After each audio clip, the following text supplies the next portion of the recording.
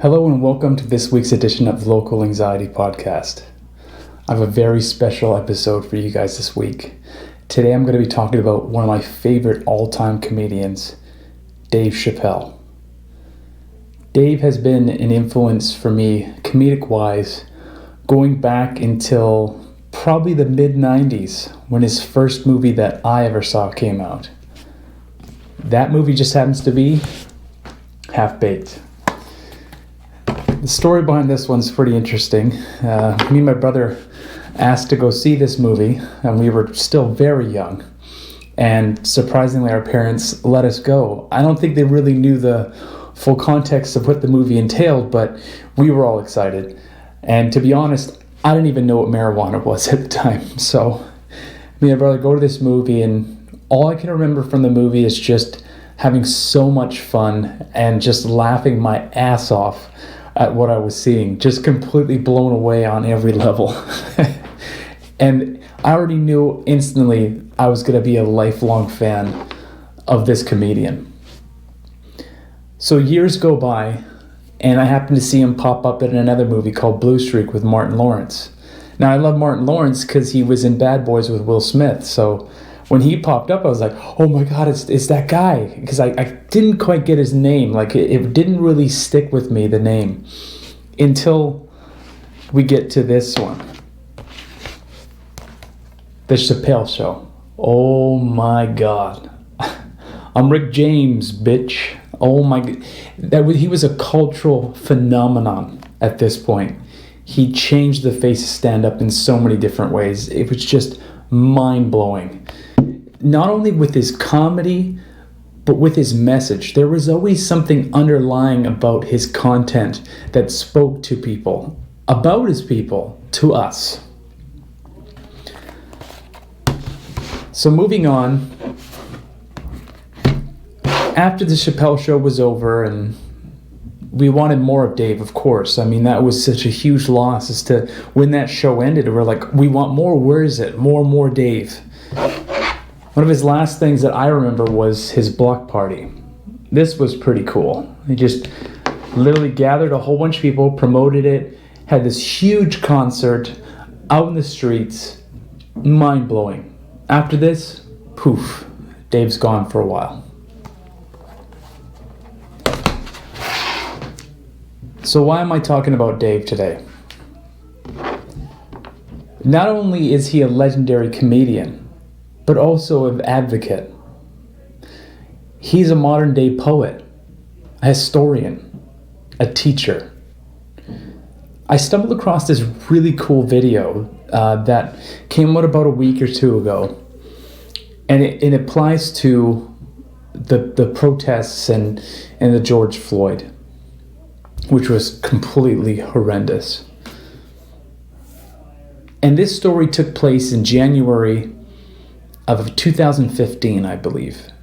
And it was from someone who eyewitnessed it at an event.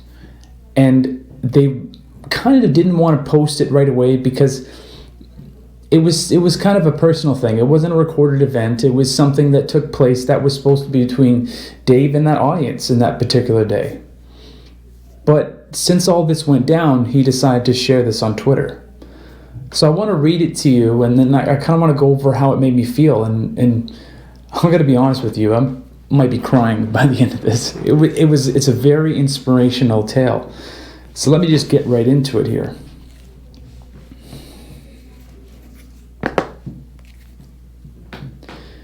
He was asking the crowd for headlines to riff on. They toss out, he riffs a joke. Every topic he immediately had a perfect joke for. Now, this was days after the cop that choked Eric Garner to death in Staten Island, and the cop was not indicted by a grand jury. Protests were all over the city. Tensions were high. About 15 to 20 minutes into his session, he asks for another topic, and someone shouts, "Police brutality." He pauses, then says, "You really want me to do this?" Okay. He chugs his Tecate and sits down. Classic Dave, by the way. So Chappelle starts talking about Eric Garner and watching him get murdered in cold blood on camera and how it makes him scared for his children. I remember he said, "I thought body cams would help. But what good is the video evidence if you all don't care?"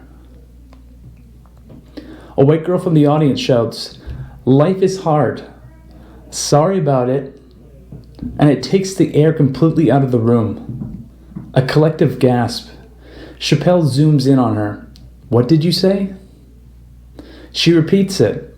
Chappelle starts going in.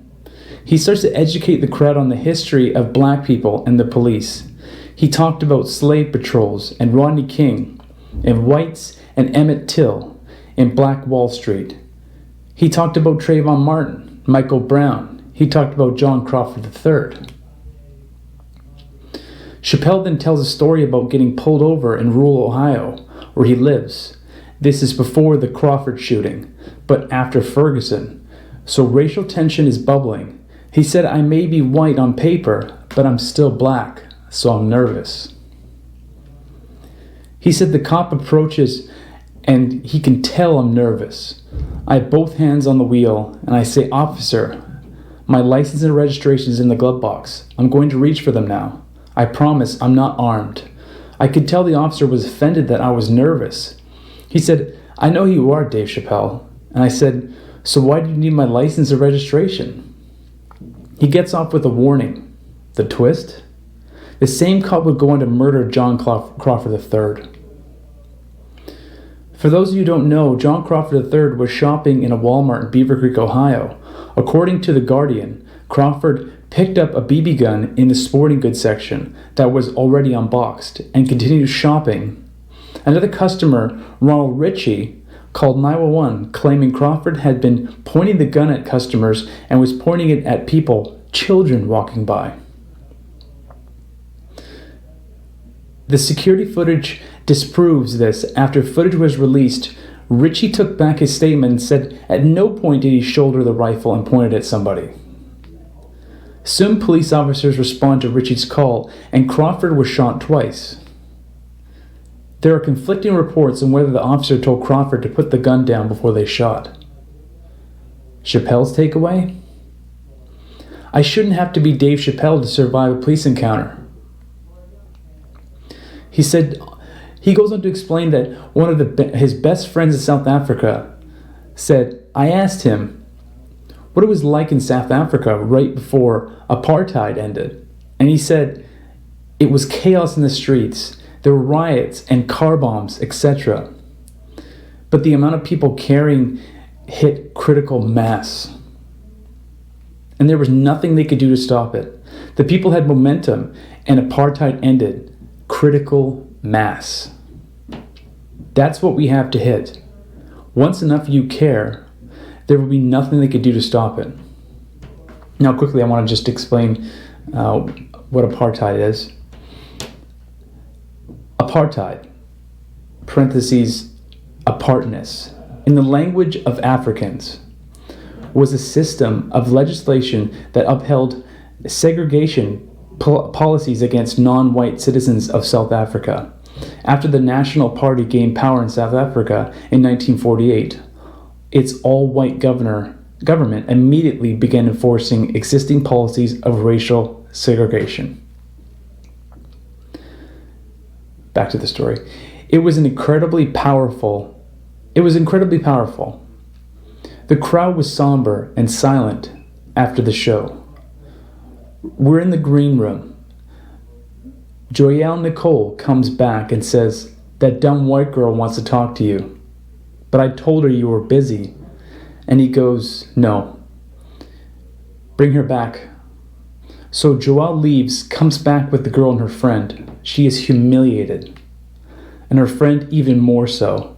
The girl speaks first. I just wanted to say I'm sorry for what I said and thank you for educating me. I was ignorant before, but I want you to know I learned from you tonight and I won't say things like that anymore. Chappelle's response. You're okay. It's all we can ask. Know better. Do better. I want to thank you for hearing me out and listening. That's your role. And now you know Now you're part of the critical mass that we were talking about. And the next time you hear a friend say ignorant shit like you said, it's your job to correct them and share with them what you learned tonight. Then you're no longer part of the problem. You're part of the solution. She starts to cry. He pulls her in for a hug. It's okay. You're part of the solution now. Do you want a picture? She says, really? He says, of course. Friend, get over here for a picture. The friend approaches. They take photos. He hugs them both and reiterates that it's okay. And just be part of the solution and sends them on their way. Class. I couldn't believe what I witnessed. He changed everyone in that room that night. 200 plus people became part of the solution if they weren't already. Even an ignorant white girl with an ignorant mindset was shown it doesn't matter what you thought before, you can always change. And you can always become part of the critical mass trying to push this shit forward. All you have to do is care and allow that care to become education and action. So before I get into just all the emotions going through, I just want to give credit where credit is due. This story was from January 19, 2015. All the credit to the story goes to @KennyDeForest on Twitter. And I found this story actually on a YouTube channel called Comedy Hype. I'm going to link all those down in the description below. But the first thing I really want to say about this is I'm so thankful for Dave's mercy. He chose to show mercy when he easily could have been, get lost, I don't need you around me. The girl, yes, was ignorant. But Dave was wise. Dave saw an opportunity to change this girl and show her a different path, proving that we all can see things differently once we're willing to listen. And kudos to that girl who opened her heart and her mind that night and wasn't shot down, because then she's going to go forward and spread that mercy that Dave showed her. The first time I saw this, I was in tears. Now I look back at this and just with joy. Because yes, she started off in the wrong mindset. But look what came of it. That amazing result. Instead of spreading more hatred and negativity, he chose to spread love and education, allowing her to go and teach forth. This is our part now, is to listen and to learn. And this was an amazing thing for me too, because I still have a lot to learn myself. So if you made it all the way to the end of the video, I would ask, if you saw something and this spoke to you, leave a comment and talk about what it meant to you, how it spoke to you, and be willing to learn and to listen. That's all for this week's episode of the Local Anxiety Podcast. I hope you enjoyed and have a educated week.